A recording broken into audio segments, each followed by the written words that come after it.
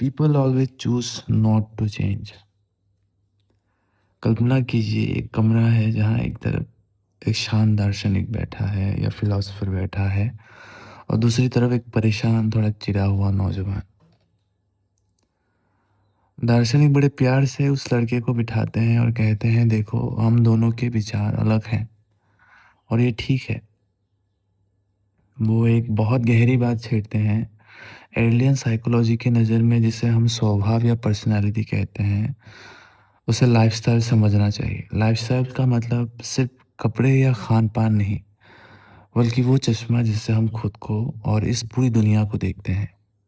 अगर कोई कहता है कि मैं निराशावादी हूँ तो असल में वह ये कह रहा है कि मेरा दुनिया को देखने का नज़रिया ही निराशाजनक है। और जानते हैं इसमें राहत की बात क्या है? पर्सनालिटी बदलना शायद मुश्किल लगे, पर अपना नज़रिया तो बदला जा सकता है। तो सवाल उठता है कि क्या हमने खुद को दुखी करना या फिर दुखी रखना चुना है? तो यहाँ कहानी में एक मोड़ आता है। फिलोसोफर दावा करता है कि लाइफस्टाइल हमें विरासत में नहीं मिली, बल्कि इसे हमने खुद चुना है। लड़का भड़क जाता है। उसे लगता है तो ये तो बेतुकी बातें हैं। भला कोई खुद के लिए दुख और ऐसी उलझी हुई पर्सनालिटी क्यों चुनेगा?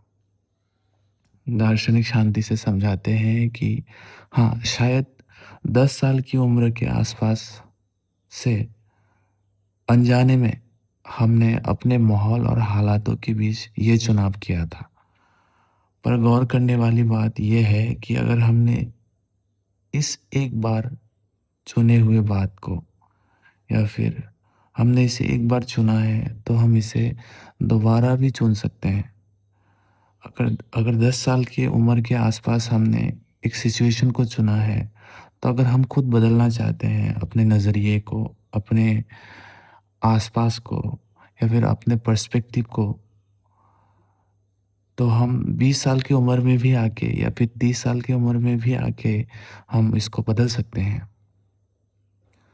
बदलना हमारे हाथ में है। बीता हुआ कल मायने नहीं रखता। मायने ये रखता है कि आज आप क्या फ़ैसला लेते हैं। दूसरा सवाल यह है कि बदलाव से डर क्यों लगता है? लड़का अभी भी उलझन में है।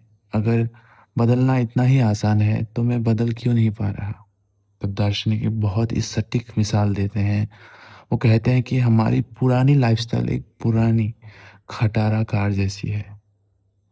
भले ही वो आवाज़ करती हो, पर हमें पता है उसे कैसे चलाना है।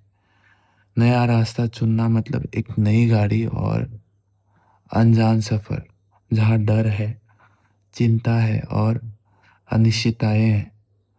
हम दुखी रहकर भी अपनी पुरानी आदतों में इसलिए चिपके रहते हैं क्योंकि वे सुरक्षित और जानी-पहचानी लगती है।